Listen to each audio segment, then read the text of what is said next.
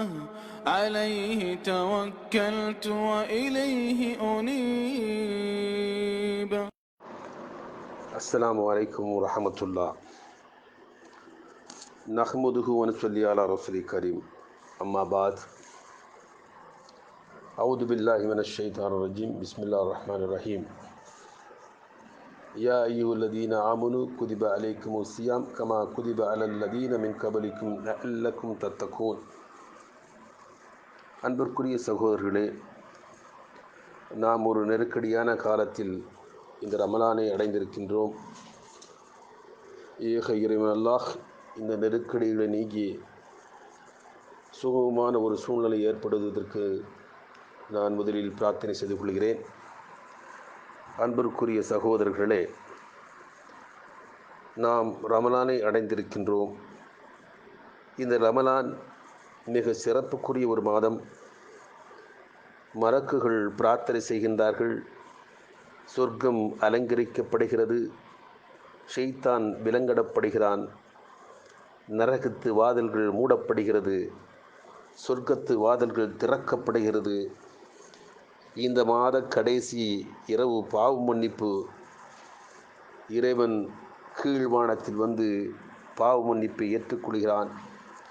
இப்பேற்பட்ட சிறப்புகளெல்லாம் இருப்பதற்கு என்ன காரணம் என்றால், இந்த மாதத்தில் இறைவன் நமக்கு நோன்பை கடமையாக்கியிருக்கிறான். ரமலான் மாதம் எத்தகைய என்றால், அதில்தான் மனிதர்களுக்கு முழுமையான வழிகாட்டியாகும், தெளிவான சான்றுகளை கொண்டதாகும், நன்மை தீமையை பிரித்து அறிவிப்பதுமான குர்ஆன் அருளப்பட்டது என்று அல்லாஹ் தனது திருமறையிலே 2வது அத்தியாயத்தில் 185வது வசனத்தில் சொல்கிறான். ஆகவே தான் இந்த மாதம் நோன்பு வைக்க அல்லாஹ் சொல்கிறான். ரமலான் ஒரு சடங்கு அல்ல. இன்றைக்கு நோன்பு கடமையாக்கப்பட்டாலும் பலர் இந்த நோன்பை இன்றைக்கு வைப்பதில்லை. நபிகள் நாயகம் ஸல்லல்லாஹு அலைஹி வஸல்லம் அவர்கள் சொன்னார்கள், யார் குர்பான் கொடுக்க வசதி இருந்தும் குர்பான் கொடுக்கவில்லையோ அவர் நமது தொழுகை இடத்திற்கு பெருநாள் தொழுவதற்கு வர வேண்டாம் என்று சொன்னார்கள். நாம் கொஞ்சம் சிந்தித்து பார்க்க வேண்டும் சகோதரர்களே. அப்படி என்றால் நோன்பு விட்டவர்களுக்கு நிலைமையை சிந்தித்து பாருங்கள். நபிகள் நாயகம் ஸல்லல்லாஹு அலைஹி வஸல்லம் அவர்கள் மேலும் சொல்கிறார்கள், ஒரு நோன்பை விடுவது, யார் ஒருவர் ஒரு நோன்பை விட்டுவிடுகின்றார்களோ அதற்கு பிறகு ஆகா நோன்பை விட்டுவிட்டுமே எவ்வளவு பெரிய தவறு செய்து விட்டோம் என்று நினைத்து அவர் தனது காலமெல்லாம், தனது வாழ்க்கை காலமெல்லாம் ஒரு நாள் விடாமல் நோன்பு வைத்தாலும் அந்த விட்ட ஒரு நோன்பிற்கு ஈடு ஆகாது என்று நபிகள் நாயகம் ஸல்லல்லாஹு அலைஹி வஸல்லம் அவர்கள் சொல்கின்றார்கள். அப்படி என்றால் நாம் ஒவ்வொருவரும் இந்த நோன்பை கட்டாயமாக நோக்க வேண்டும். ரமலான் மாதம் சிறந்த மாதம், 1000 மாதங்களை விட மிக சிறந்தது என்று தனது 97வது அத்தியாயத்தில் 33வது வசனத்தில் அல்லாஹ் சொல்கிறான். ஏன் இந்த சிறப்பு என்றால், இந்த மாதம் குர்ஆன் அருளப்பட்டது. இந்த குர்ஆன் அருளப்பட்டதற்கு நானால் இறைவன் நம்மை நோன்பிருக்கச் சொல்கிறான். ஏன் குர்ஆன் இறங்குவதற்கு நம்மை நோன்பு இருக்கச் சொல்கிறான் என்றால், அவனது திருமறையில் அல்லாஹ் சொல்கிறான், 102வது அத்தியாயத்தில் 183வது வசனம் சொல்கிறான், அதன் மூலம் நோன்பின் மூலம் நீங்கள் எனக்கு நன்றி செலுத்துங்கள் என்று அல்லாஹ் சொல்கிறான். ரமலான் மனுக்கு சிறப்புக்கு என்ன காரணம்? நோன்பு, குர்ஆன் இறங்குனது. அந்த குர்ஆன் இறங்குறதுனால அல்லாஹ் என்ன சொல்லுவான், நீங்கள் எனக்கு நோன்பு வைங்க, இந்த குர்ஆன் நேர்வழி காட்டியதற்கு எனக்கு நோன்பு வைங்க என்று சொல்லான்னா, இதன் மூலம் நீங்கள் என்ன செய்யுங்க, எனக்கு நன்றி செலுத்துங்கன்னு அல்லாஹ் சொல்கிறான். எப்படி நன்றி சொல்லணும்? நோன்பு வைப்பதற்காக வேண்டி, குர்ஆன் இறக்கி அருளப்பட்டதற்காக வேண்டி நோன்பு வைக்க வேண்டுமா? ஒரு மனிதன் பட்டினியாக கிடந்து நோன்பிறந்து இறைவனுக்கு நன்றி செலுத்த வேண்டுமா என்று நாம் சிலர் நினைக்கலாம். நபிகள் நாயகம் ஸல்லல்லாஹு அலைஹி வஸல்லம் அவர்கள் சொல்கிறார்கள், ஒரு பெண் ஒரு பூனையை கட்டி போட்டுவிட்டு தானும் உணவு கொடுக்காமல் அது தானாக தேடி சென்று உணவு உண்ணாமல் அதை கட்டி போட்டு அந்த பூனை இறந்து விட்டது. அந்த பாவத்தின் காரணமாக அந்த பெண் நரகம் சென்றாள் என்று சொல்கிறார்கள்.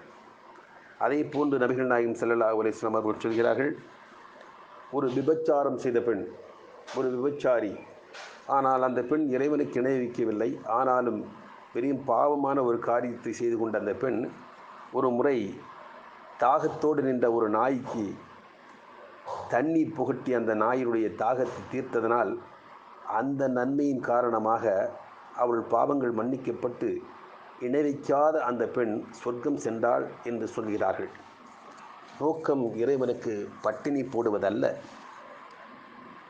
அவருடைய நோக்கம் 2வது அத்தியாயத்தில் 183 அத்தியாயம் சொல்கிறான், இல்லை அல்லக்கும் தத்தக்கும், இறை அச்சம் உடையவர்களாக மாற வேண்டும் என்று அல்லாஹ்வுடைய நோக்கம். பட்டினியாக நோன்பு இருந்தால் மட்டும் போதாது. நோன்பு இருந்து விட்டு நம்ம மன இச்சப்படி எப்போ மாதிரி நேற்று மாதிரி நம்ம இன்றைக்கு நடந்து கொண்டிருந்தால் அந்த நோன்பு வைத்ததற்கு எந்த பிரயோஜனம் கிடையாது. பட்டினியாக தான் கிடக்கணும். அது பட்டினிக்கு நோன்புக்கு வித்தியாசம் இருக்குது. நோன்பு என்பது எல்லாம் இருந்தும் தடுத்து கொள்வது, பட்டினி ஒன்றுமில்லாமல் கஷ்டப்படுவது.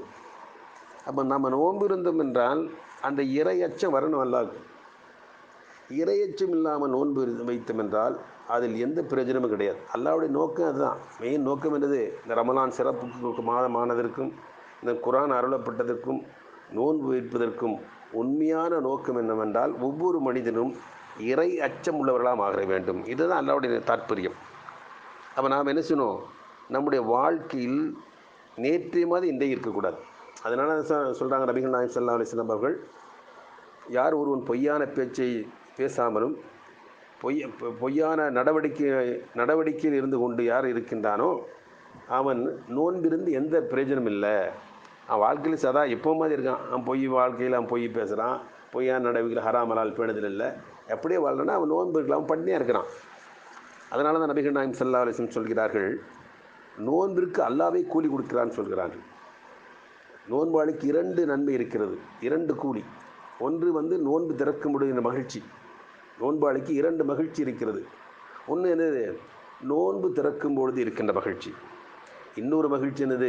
நாளை மறுமையில் அவன் அல்லாஹ்வை சந்திப்பான்.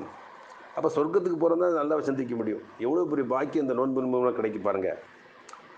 அப்போ நம்ம இறையச்சம் இல்லாமல் வழக்கமாக நாம் எல்லா மனிதர்கள் போல வாழ்ந்து கொண்டு நோன்பு இருந்தோம் என்றால் இந்த உலகத்தின் நன்மை வேணால் கிடைக்கலாம். அந்த நோன்பு திறக்கும்போது கூலிங்க ஏதாவது சாப்பிட்டோன்னீங்க அந்த மகிழ்ச்சி வேணால் கிடைக்கலாம். மறுமையில் அல்லாஹ்வை சந்திக்கக்கூடிய அந்த மகிழ்ச்சி அடைய வேண்டும் என்றால் நாம் ஒவ்வொருவரும் நம்முடைய வாழ்வில் மாற்றத்தை கொண்டு வர வேண்டும். சாதாரண மாற்றம் இல்லை, மிகப்பெரிய ஒரு மாற்றத்தை கொண்டு வர வேண்டும்.